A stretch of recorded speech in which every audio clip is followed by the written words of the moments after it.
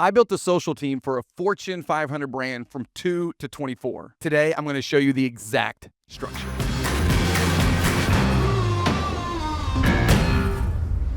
So what does my org structure look like was the question. And look, I know where this comes from. It comes from someone, a leader that is trying to build their social team inside of their brand. They're trying to get credibility. They're trying to get a seat at the table. They're understaffed. They're underfunded. Look, I've been there. Like I know that emotional pain. And by the way, I did it. I remember hearing about teams that were like big at Coca-Cola. And I was like, man, I wonder what their org structure looks like. I wonder how many layers they have. I wonder how much resources they have, what their budget is. And these were all these things that, to be honest, I wanted to know and no one would share. And so what I wanted to do today was talk a little bit about how I would structure a social team, both a small, a medium, and an enterprise. We're going to spend most of the time on the enterprise because I want to help you along this pathway and walk you through my actual org chart. So yes, the truth is, in 2012, I came to Universal. We had 2 people. When I left in 2023, we had 24. We were barely keeping our head above water. I'm sure there's some people that feel that. And we built it to an enterprise with multiple layers, a lot of buy-in, and that took a long time to get there. And today we're not going to go through all the steps of how. We've done some talks here on the channel about strategy, about vision, about buy-in, about leadership. We'll do more of those in the future. But today what I want to talk through is literally how I would structure a social team using what I built at Universal. And we'll talk a little bit about small, medium, and we'll get to the large. This comes from a lot of testing and failing. I've done a ton of org charts, but what I want to say is there's a reason why org charts matter so much to social media teams, and it's because you've got to build an org that is resourced to your strategy. You've got to build a structure in an organization that's resourced to your plan. So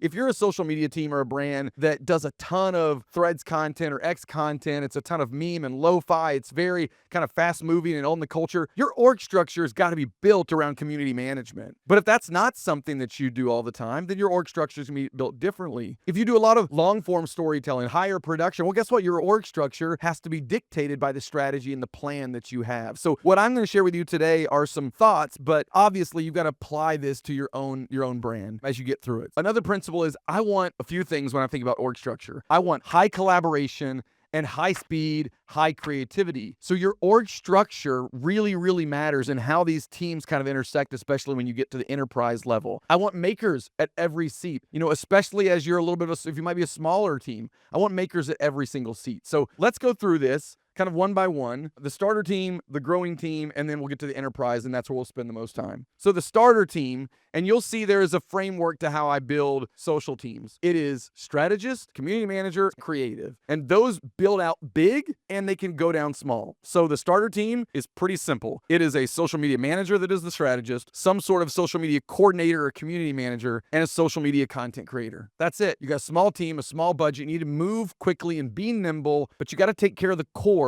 That is the starter team. That is the footprint. And if you're there right now, there's nothing wrong with that. That's a good squad. If you're there right now and your boss and your company's asking you to operate like an enterprise level team, well, that's not great. But that's where a lot of teams are going to start. But that's how I would think about how are we organizing around for a small team. As you get up to what we kind of call a growing social team, where there's a little bit more investment, there's a little bit more buy-in. To me, this is in your kind of like 6 to 8 roles. And the first thing you got to have as you get to this level is you got to have a director of social, someone that owns the strategy, someone that's talking to leadership. This is so important. A lot of times people are going to still have a manager here. I think that's a mistake. So director of social, a social media manager underneath. This is someone that's going to be responsible for the majority of the content planning. And then we get down to our content strategists and creators. The reason why I'm squishing them together, not because I love it, but you have to maintain whatever team size you can do. I want makers in every seat, but I also need someone that can be a strategist at times. So when you are a smaller team in that 6 to 8, you need people that are kind of hybrid Swiss Army knives that can plan content, come up with ideas, and make some stuff. I'd still have a community manager and probably one shooter, editor, photographer, kind of,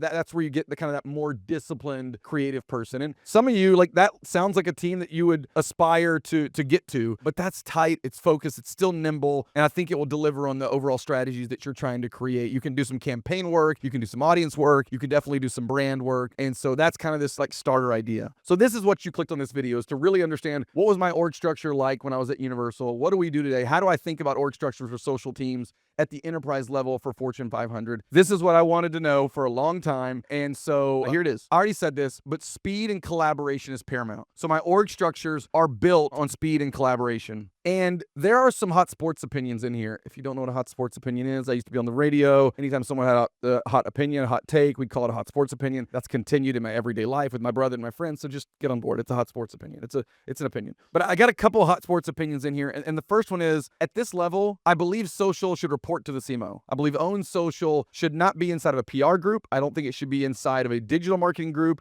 I don't think it should be inside of brand. I think it should be peers with that. The reason why that matters so much is it puts organic social and possibly other things that come off that, like influencer, like content marketing, all at that level. I fought for this for a long, long time, and we got pretty high up. And this was not about title. This was not about ego. This is not about people, leaders being self-important and building their own kingdoms, because that happens a lot in corporate America. But this is about trying to find a way to elevate something as so important as social when it comes to building brands for enterprise level brands. First and foremost, as a senior director or vice president of social media and content strategy that sits on top of this. That is so important to have someone that is anchoring the overall team. Underneath that, there's really two buckets. There is social strategy and social creative. In many places, creative lives somewhere else. It lives in an internal creative team. It lives potentially with an agency. Again, we're talking about an enterprise level team that's like 20 plus. I believe that strategy and creative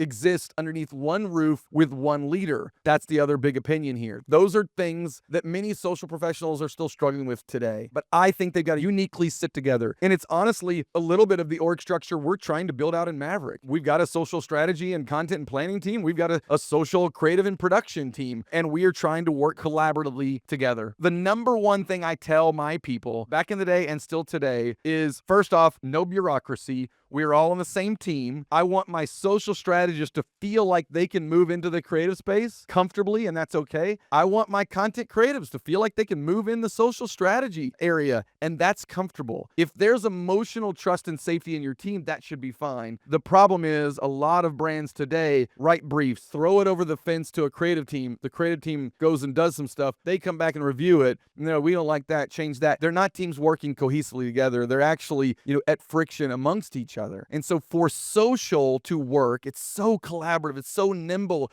You got to have speed. These two things have got to be working so clearly together. So you've got a vice president of social, you've got a director or senior manager of social and content strategy, and you've got a creative director for social. Got it? Those are the two big buckets that you got to understand and think about. Underneath the social content strategist, you've got 2 to 3 social media strategists. These are people that are creative planners, they're analytical, they understand audience, they're the marketers, they're the growth strategist of the social media team for this brand. I want people in all seats that can make and come up with ideas. So I want these people to still be idea engines. It's okay if they're not, at the creative idea level of some other people, like content creators or community managers, when you get to this level. Underneath that, 2 to 3 community managers. This is all within that kind of organization. As you move over to our creative team, and I'll tell you in a second how this kind of scales out pretty easily. As you move over to the creative side, you've got a creative director. Underneath them, you've got a senior content producer. So someone that can lead a lot, understands all the productions, all the creative, can be a support for that creative director. Then you got 2 to 3 social media content creators. And then potentially, depending on your needs, there might be some more discipline areas like social designer, potentially motion graphics. It depends how much stuff that you're doing. That kind of sits in that pod. Where this gets really interesting, though, is all of this is built to scale. So whether you are a social media team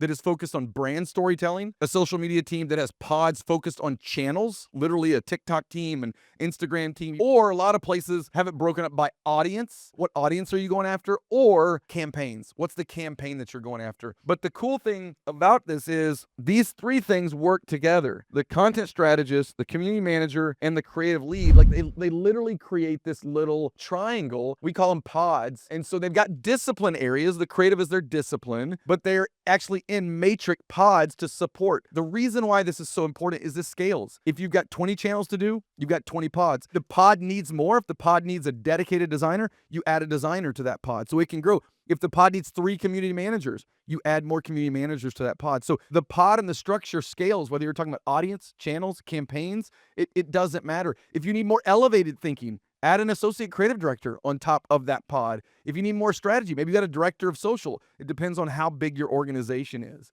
And so all of these things will scale out as you grow. This is the unlock. Not just the fact that you report to the CMO, not just the fact that we got to have collaboration across strategy and creative, but this pod structure, at a small state or a larger state, it keeps speed, it keeps creativity, and most importantly, they operate as one team. And that's what you're striving for. In the social world, you've got to be fast. You've got to be connected to social, and you've got to have emotional trust and safety amongst the team to give freedom for creative ideas to exist and to come to life. And so as you think about how you're organizing your team, you obviously have to talk about your strategies, your priorities, your campaigns. But as you start to then layer in, what are my needs? Is it a community manager? Is it a designer? Is it a creator? Think about it at these levels. You've got kind of this starter level, this growing level, and this enterprise level. And then think about, how could we use pods to create more speed and quickness of ideation, quickness of creation, and quickness of delivery. It took forever to test this model out, and a lot of failed exercises. And I'm not trying to say that this is going to be something easy for you to implement, but what this can do, hopefully, is unlock the importance of org structure in your team, help you as you think about growing your team to impact your brand, but more importantly, how you operate and execute within your team,